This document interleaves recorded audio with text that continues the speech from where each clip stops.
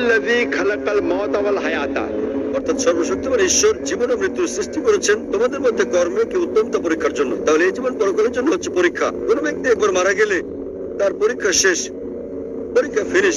তবে সকল মানুষের পরীক্ষার ফলাফল পৃথিবীর বুকে প্রথম মানুষ হযরত আদম আলাইহিস সালাম থেকে শুরু করে আমাদের সময় জীবিত সবার জীবন ধারণকারী শেষ মানুষটি পর্যন্ত সকলকে বিচার দিবসে পুনরুত্থিত করা হবে এবং একযোগে সবার পরীক্ষার ফলাফল প্রকাশ করা হবে। আপনি জানেন, একটা উদাহরণ দিচ্ছি, আমরা কিভাবে ভোট দেই। ভোট গ্রহণ করা হয় উত্তর ভারতে একটা তারিখে, দক্ষিণ ভারতে অন্য একটা তারিখে, পূর্ব ভারতে ভিন্ন একটা তারিখে, কিন্তু গণনা শুরু হয় একযোগে এবং ফলাফল ঘোষণা করা হয় একযোগে। সুতরাং একই রকম ভাবে এখানে পরীক্ষা নেওয়া হয়ে গেছে।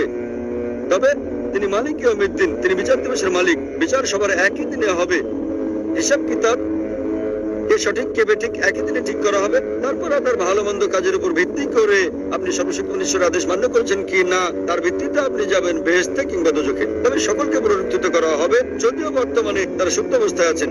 সুপ্ত অবস্থা মানে তারা মারা গেছেন, তবে তাদেরকে পুনরায় জীবিত করা হবে। সর্বশক্তিমান ঈশ্বর তাদেরকে পুনরায় জীবন দান করবেন, তাহলে সকল মানুষ পুনরুত্থিত হবে। এবং শেষ বিচারের দিনে পবিত্র কোরআন আল্লাহ বলেন যে একজন মানুষ সর্বশক্তিমান স্রষ্টার বিচারে আপত্তি জানাবে না। কারণ আমাদের অঙ্গ প্রত্যঙ্গ সাক্ষ্য দেবে, আমাদের চোখ সাক্ষ্য দেবে, আমাদের হাত সাক্ষ্য দেবে আমাদের কর্মের। এমনকি তারাও আপত্তি করবে না যাদেরকে নির্দেশ পালন না করার জন্য জাহান্নামে পাঠানো হবে। কোরআনে বলা হয়েছে তারা সর্বশক্তিমান স্রষ্টার বিচারে কোনো আপত্তি করবে না। তারা বলবে আমাদের আর একটা সুযোগ দাও, এবং সর্বশক্তিমান আল্লাহ বলবেন যে অনেক দেরি হয়ে গেছে, পরীক্ষার সময় শেষ। তাই বিচার দিবসে সকলকে পুনরুত্থিত করা হবে ভালো খারাপ কাজের উপর ভিত্তি করে। আপনি পাস বা ফেল করবেন, বেহেশত বা দোজখে যাবেন। আশা করি উত্তরটা পেয়েছেন। মাঝের দিকের ভাইয়ের নিকট থেকে পরবর্তী প্রশ্ন, বাইক নম্বর 2। আসসালামু আলাইকুম, আমার নাম অজয়। আমার প্রশ্ন হচ্ছে, জান্নাতে যাবার জন্য ইসলাম গ্রহণ করা কি আবশ্যক?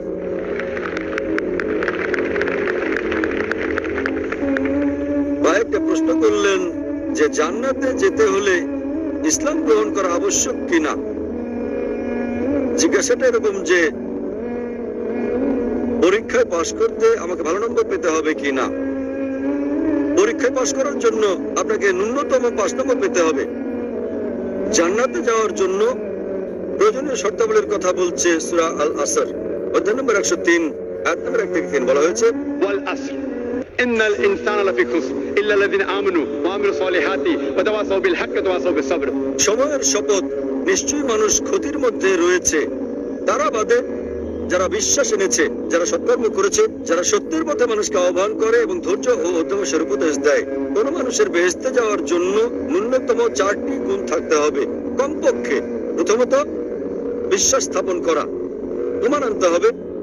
ঈমান আনলে এক ঈশ্বরে বিশ্বাস করতে হবে, মুহাম্মদ সাল্লাল্লাহু আলাইহি সাল্লামকে শেষ পয়গম্বর মানতে হবে, ইত্যাদি ইত্যাদি। দ্বিতীয়ত সৎকর্ম করা, বিশ্বাস করা ছাড়াও, ঈমান আনা ছাড়াও সৎকর্ম করা। আমালে সলিহাত। তৃতীয়ত হচ্ছে ওয়া তাওয়াসাউ বিল হক, মানুষকে সত্যের পথে ডাকা। এবং চতুর্থ হচ্ছে মানুষকে ধৈর্য আর উপদেশের উপদেশ দেয়া। যে কোনো মানুষের জান্নাতে যাওয়ার জন্য কমপক্ষে 4টি গুণ থাকতে হবে। এবং যদি আল্লাহ ইচ্ছে করেন যে কোনো গুনাহ মাফ করতে পারেন, শিরক ছাড়া তিনি কখনো শিরক মাফ করবেন না। আল্লাহ বলেন সূরা নিসা অধ্যায় 4 আয়াত নম্বর 48 এবং সূরা নিসা অধ্যায় 4 আয়াত 116 যে আল্লাহ ইচ্ছে করলে যে কোনো গুনাহ মাফ করে দিতে পারেন, শিরক তিনি কখনোই মাফ করবেন না। যে লোক শিরক করেছে সে কঠিন গুনাহ করে ফেলেছে। শিরক একটা বড় গুনাহ, শিরক করলে জান্নাতে যাওয়ার কোনো সুযোগ থাকলো না আপনার জন্য। অন্যান্য গুনাহ আল্লাহ ইচ্ছে করলে মাফ করে দিতে পারেন, তবে আপনার জান্নাতে যাওয়া নিশ্চিত করতে হলে ন্যূনতম 4টি গুণ অর্জন করতে হবে। ঈমান, সৎকর্ম করা, মানুষকে সত্যের পথে ডাকা এবং ধৈর্য ও অধ্যবসায়ের উপদেশ দেয়া। ভাই আপনাকে আমি জিজ্ঞেস করছি, হ্যাঁ বলুন। আপনি কি জান্নাতে যেতে চান? আপনি জান্নাতে যেতে চান কি না? জি, যেতে চান আপনি?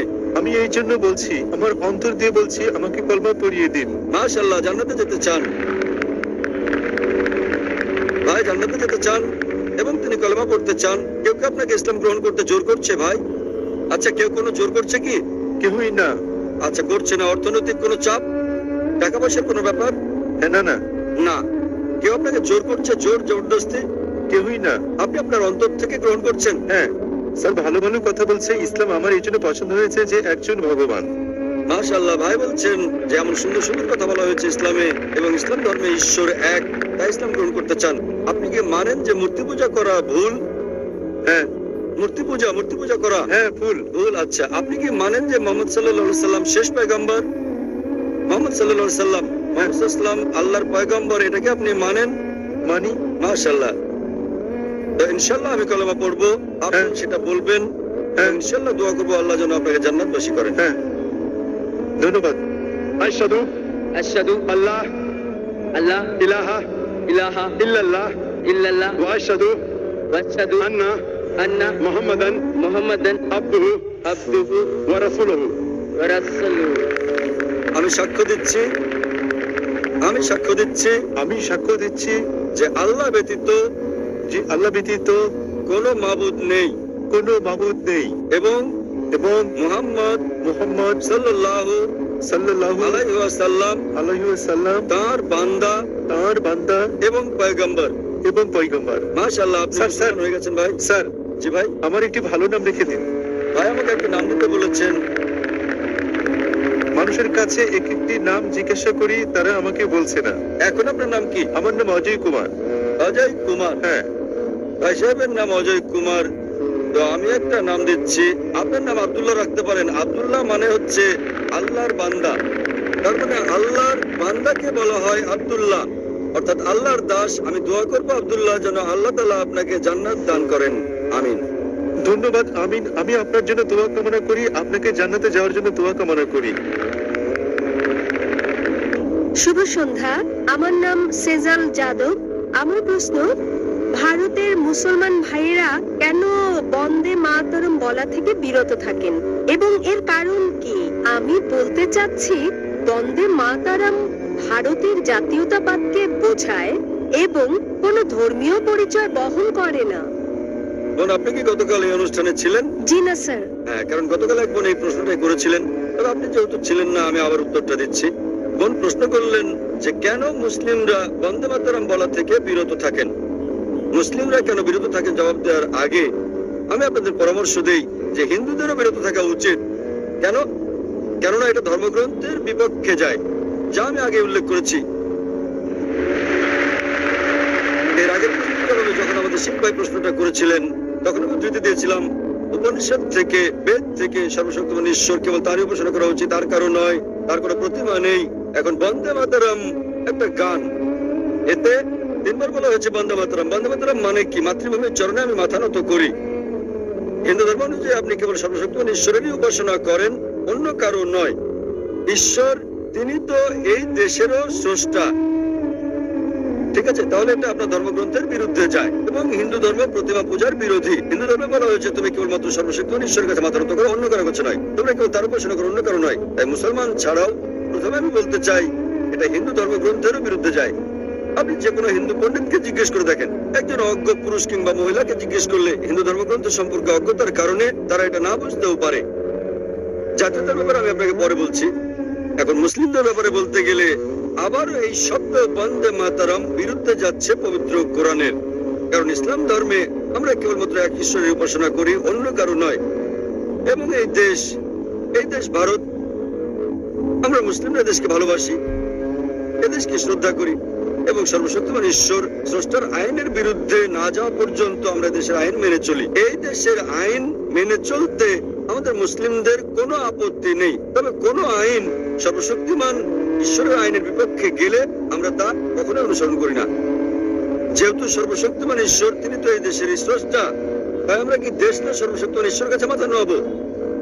ভারত প্রসঙ্গে বলতে গেলে আমরা মুসলিম, আমরা দেশকে ভালোবাসি, এদেশকে শ্রদ্ধা করি। সত্যিকারের প্রয়োজনে আমরা দেশের জন্য মরতে রাজি, কিন্তু আমরা দেশের কাছে মাথা নত করবো না। কেন? কারণ এটা আমাদের স্রষ্টার আইনের বিপক্ষে যায়। একই রকম ভাবে সৌদি আরবের কাছে মাথা নত করা উচিত নয়। কেবল ভারতের মুসলিমরা এটা করবে তা ভাববেন না। সৌদি আরবে একজন সৌদি কখনো সৌদি আরবের কাছে মাথা নত করবে না। পাকিস্তানে একজন পাকিস্তানি মুসলমান কখনো পাকিস্তানের কাছে মাথা নত করবে না। এটা ভারতের জন্য কোনো বিশেষ আইন নয়, কারণ সৌদি আরব আল্লাহ সুবহানাহু ওয়া তাআলার চেয়ে শক্তিশালী নয়। পাকিস্তান যদিও নাম পাক, কিন্তু আল্লাহ সুবহানাহু ওয়া তাআলার চেয়ে তা বড় নয়। সুতরাং এই আইন একই এবং ধারণাটা হচ্ছে আমরা দেশকে ভালোবাসি, তবে যদি ইসলাম বিরোধী হয়, উদাহরণস্বরূপ ইসলামে আমরা আমাদের আল্লাহ এবং রাসূলগণের পর এই পৃথিবীতে যাকে আমরা অনেক বেশি ভালোবাসি তিনি আমাদের মা। মা আমাদেরকে তার গর্ভে ধারণ করেন 9 মাস। আমরা তাকে ভালোবাসি, তাকে শ্রদ্ধা করি, আমরা তার জন্য মরতে প্রস্তুত, কিন্তু তার কাছে মাথা নত করতে পারি না। যখন জন্মদাত্রী মায়ের কাছে মাথা নত করছি না, তখন এই ভূখণ্ডের কাছে মাথা নত করার প্রশ্ন আসছে কেন? কারণ না জন্মদাত্রী মা, না আমাদের এই জন্মভূমি কেউ স্রষ্টার চেয়ে বড় নয়। অধিকন্ত সেখানে 12টি লাইন আছে বন্দে মাতরমে, 3 বার আছে বন্দে মাতরম, যা পরিপন্থী কোরআন এবং হাদিসের। অনুরূপ ভাবে দুর্গা ও লক্ষ্মীকে সর্বশক্তিমান ঈশ্বরের গুণাবলী আরোপ করা হয়েছে, যা সরাসরি বিরুদ্ধে যাচ্ছে ইসলাম ধর্মের। সে কারণে এটা ইসলাম পরিপন্থী, এটা ঈশ্বরকে খাটো করছে। তাই কেবল এই দেশের জন্য আমি আমার স্রষ্টাকে খাটো করব না, কিন্তু আমি দেশকে ভালোবাসি। এর মানে এই নয় যে আমি দেশকে ভালোবাসি না। এই গানটা কে রচনা করেছেন? বঙ্কিমচন্দ্র চট্টোপাধ্যায়। কিসের জন্য? এটা রাজনৈতিক পদক্ষেপ ছিল, এবং কয়েক বছর আগে তারা শতবর্ষ পালন করতে চেয়েছিল, কিন্তু এটা জানা কোন তারিখে রচনা করা হয়েছিল গানটি। এটা আরো একটা রাজনৈতিক মতলব, যা ভারতের রাজনীতিবিদরা আঁটতে চেয়েছিল, কিন্তু ভারতের হিন্দু রাজনীতিবিদরা জানে না যে এটাকে রাজনৈতিক ইস্যু বানিয়ে তারা নিজেদের ধর্মগ্রন্থের বিরুদ্ধে যাচ্ছে। আশা করি উত্তরটা পেয়েছেন। ধন্যবাদ স্যার। আসসালামু আলাইকুম জাকির সাহেব। ওয়ালাইকুম আসসালাম ওয়া রাহমাতুল্লাহ। আমার নাম দিলীপ ত্রিবেদী, আমি মুম্বাই থেকে এসেছি। আমি ইসলাম সম্পর্কে জ্ঞান রাখি না, কিন্তু আমার একজন বন্ধু আছে সেকেন্দার ভাই এবং আয়শা বোন, তারা আমাকে কোরআন দিয়েছে এবং আমি ধারাবাহিকভাবে 1 মাস যাবৎ গুজরাটি ভাষায় তা পড়েছি এবং আমি অনেক আগ্রহী হয়েছি। তারপর আমাদের সেকেন্দার ভাই পুনরায় ক্যাসেট শোনায়, তাতে আমি আরো আগ্রহী হই এবং আমি আনন্দিত হয়েছি ইসলাম সম্পর্কে, যা সনাতন সত্য যে আছে সে জ্ঞান আমি পেয়েছি। আর আপনার কাছে আমি চাই, কলেমা পড়তে চাই। মাশাআল্লাহ ভাই, আমরা আপনাকে স্বাগত জানাই। তিনি বললেন 1 মাসের বেশি সময় ধরে তিনি কোরআন পড়ছেন। পরে তাকে কিছু ক্যাসেট দেওয়া হয়েছে এবং তাদের উদ্বুদ্ধ হয়ে আল্লাহ সুবহানাহু ওয়া তাআলার একত্ববাদের বিষয়টি উপলব্ধি করতে পেরেছেন, আর সে কারণে তিনি গ্রহণ করতে চান।